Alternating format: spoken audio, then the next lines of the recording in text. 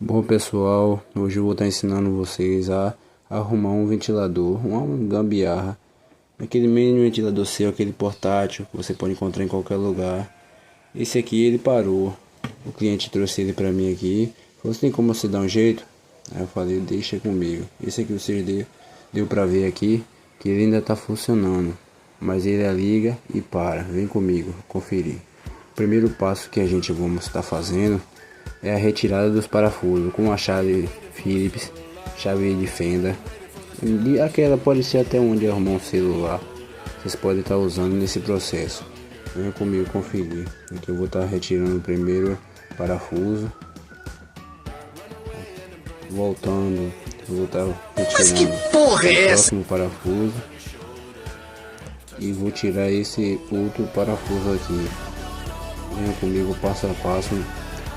Se puder me seguir e compartilhar, já vai estar ajudando muito. Aqui, depois de retirar os parafusos completos, vocês aqui vão estar usando uma faca, uma espátula, de preferência você peça uma ajuda a um adulto para estar usando a faca.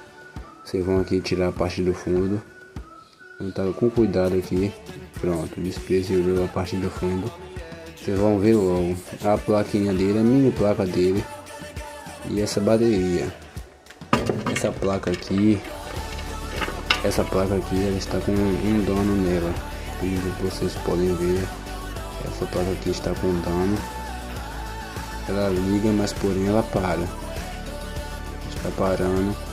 Aqui a gente vai estar fazendo o processo aqui de remoção. Aqui eu vou tirar aqui essa bateria, esses dois fios, positivo e negativo da bateria. Esse a gente não vai precisar. Esse gambiarra aqui a gente não vai estar usando esse bateria. E aqui vamos estar retirando os dois conectores. Aqui vamos estar fazendo o primeiro passo, tirando, soltando o primeiro conector e vamos estar retirando o outro conector, que vai, esse conector vai em direto para a hélice, a fiação que vai para a hélice do ventilador. Aqui vamos estar retirando, pronto, retirou. Esse conector que vai para a bateria do positivo e negativo a gente vai arrancar também. A gente não vai usar ele, não vou utilizar ele. Aqui a gente pode descartar ou deixar aqui para um próximo serviço. Venha comigo conferir aqui. Esse conector que vai para a hélice do ventilador, a gente vamos largar ele e a gente vamos dar um corte nele no positivo e negativo. Venha comigo acompanhar. Com a faca mesmo a gente vamos estar utilizando. Aqui eu já fiz um corte aqui para você ver aqui.